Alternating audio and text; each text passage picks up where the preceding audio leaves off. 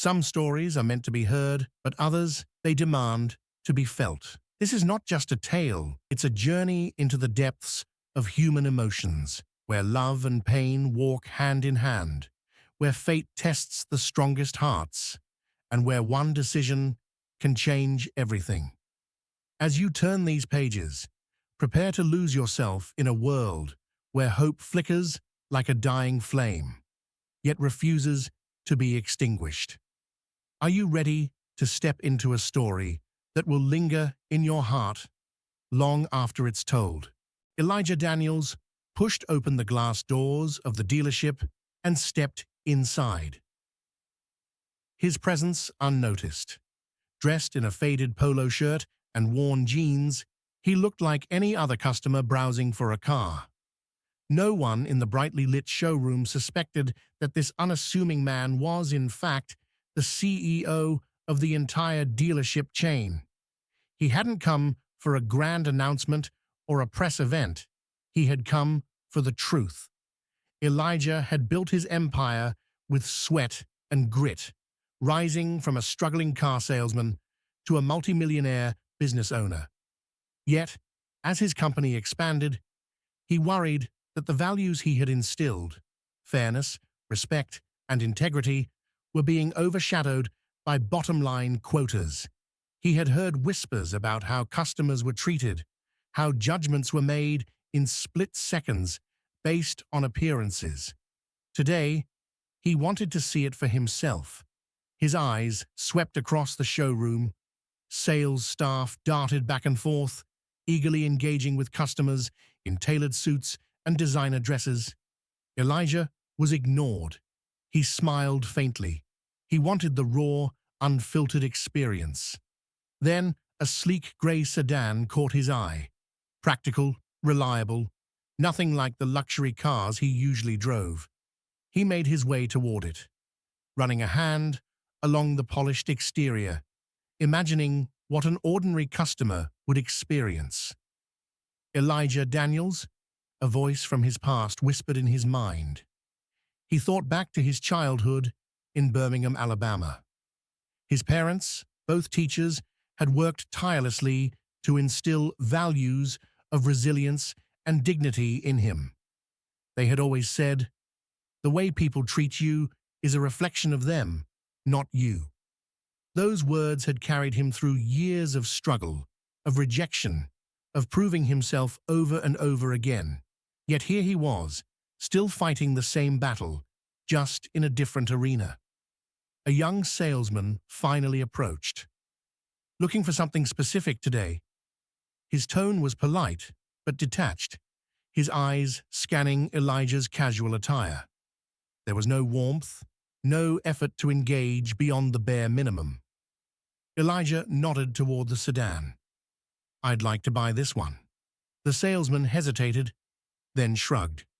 "Sure, let's get started on the paperwork." No attempt to upsell, no conversation about his needs, no interest beyond the transaction.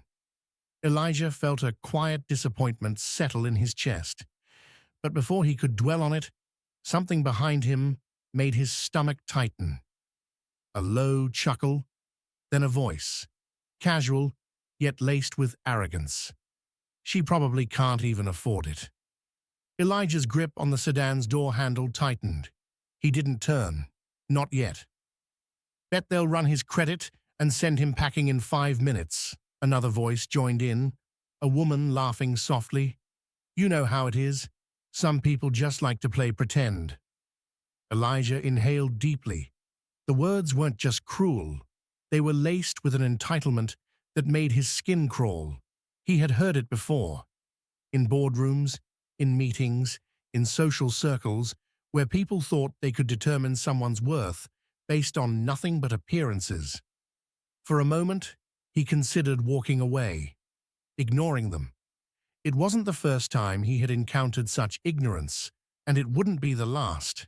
But then he thought of the next person who would walk through these doors, facing the same prejudices, the next young man or woman, dreaming of something better, only to be dismissed before they had a chance to prove themselves. Elijah turned slowly, his movement deliberate.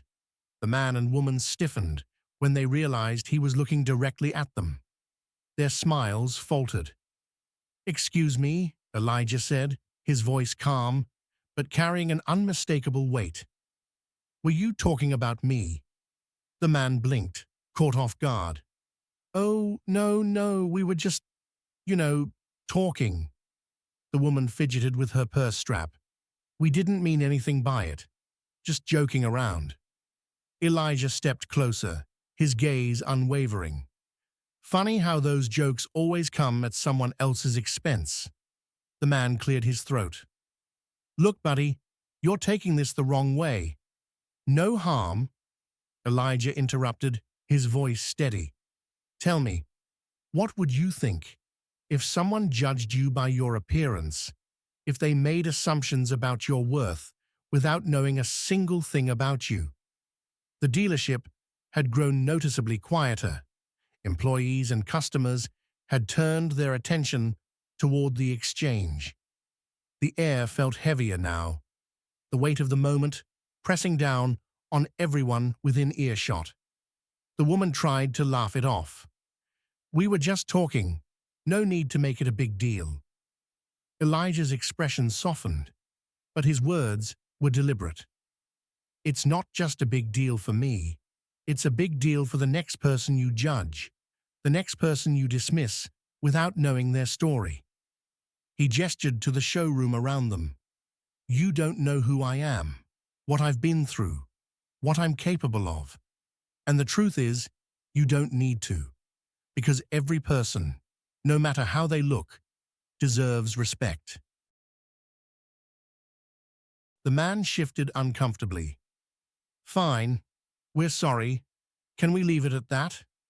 Elijah nodded. "Apologies are a good start, but the real question is, will you do better next time?" The pair mumbled something and hurried away. Elijah turned back to the counter, his heart still pounding. He didn't like public confrontations, but sometimes silence wasn't an option. As he finalized the paperwork, the atmosphere in the dealership had shifted. Employees who had once ignored him now seemed hyper-aware. The young saleswoman handling his transaction was noticeably more attentive. "Thank you for your patience, sir," she said softly. "Your car will be ready shortly." Elijah nodded. He wasn't looking for special treatment, just fairness. When the transaction was complete, he requested to speak with the manager. A middle-aged man with a polished demeanor approached quickly, his practiced smile in place. "Is there something I can help you with, sir?" Elijah gestured for a private conversation. Without revealing his identity, he shared his observations: the indifferent staff, the overheard conversation, and the importance of treating every customer with dignity. The manager listened intently, nodding along. "Thank you for your feedback," he said. "We'll take your concerns seriously." Elijah smiled faintly. "I hope so, because I'm not just a customer. I'm Elijah Daniels, the CEO." The color drained from the manager's face. Mr. Daniels, I had no idea you were here." "That's the point," Elijah replied. "I came here as a regular customer to see how we're doing. And while there's a lot to be proud of, there's also a lot that needs to change." He didn't raise his voice. He didn't make threats. He simply told the truth. And the manager? He listened. Really listened. As Elijah walked out to his new car, he spotted the two customers from earlier, lingering near the parking lot. They avoided eye contact. He didn't need to say anything more. Their discomfort was evidence enough that his words had struck a chord. But the real test of change wasn't in a single confrontation. It was in the choices people made moving forward. As he drove away, Elijah Daniels knew one thing for certain: change starts with awareness. And sometimes all it takes is one person willing to speak up. And he would keep speaking up for as long as it took.